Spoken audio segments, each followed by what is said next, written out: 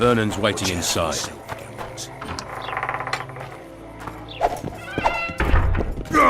Roach, things have gotten a little more complicated. What the fuck were you doing with the Scoia'tael? You gave Yorveth a sword. You followed me? I've got others who do that for me, Geralt.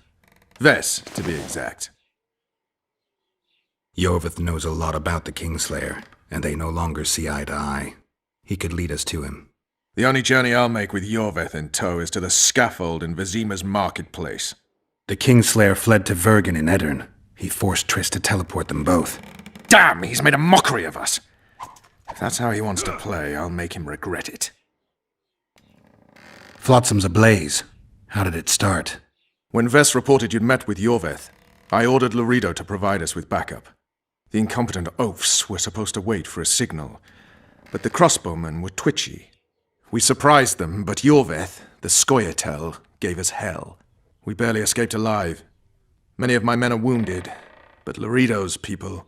When news that elves massacred a dozen soldiers hit the trading post, 2 of the soldiers' fathers decided to take it out on an elven girl. You can imagine what happened next. I heard you have news for me. Lorido has a deal with Kedwin. That merchant living in his house is Henselt's agent. For a pouch of gold, the good commandant promised to support Kedweni troops in the event of a conflict. So what now? I want that spy, to squeeze him for information. And I've sentenced Commandant Lorido to death.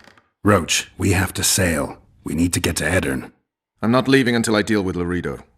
The spy may know something about the Kingslayers. I wouldn't be surprised if Henselt of Kedwin was behind all this.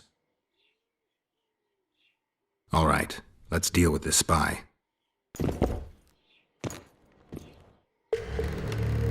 Listen very carefully. I'm not repeating this. We have 2 targets. The first is a Kedweni spy, Arnold Malaga. I want him alive. The other is Bernard Lorido, the trading post commander and a traitor to Temeria. We don't let his kind live. Arnold almost never leaves the residence, so we need to strike there. To get inside, we'll use Ves's unusual talents and Bernard's habits.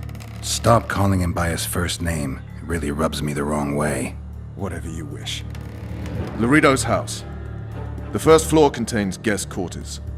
Geralt had the opportunity to take a look. Regular patrols. Second floor, Lorido's bodyguards' quarters. They think they're the toughest warriors this side of the Yaruga, but really they're lame drowners dressed in colorful gambesons. Third floor, the Lion's Den. Here Lorido stores plundered valuables. It's where he sleeps, shits, and wanks off while staring at the statuette of a she-elf. Only the following are allowed to enter. Arnold Malaga, Lorido's mother, his cousin, and whores. I'm not sure I still have that frog. After making his round of the trading post, Lorido always orders 2 ladies. Ves will act as one of them. The house is a bloody fortress, but Lorido had it enlarged. The Witcher will enter through the extension.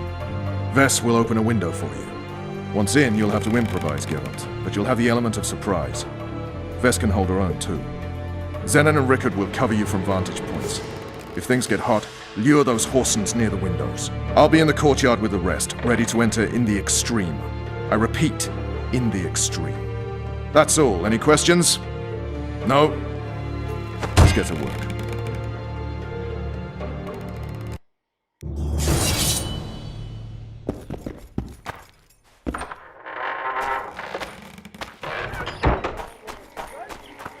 Vernon's waiting inside.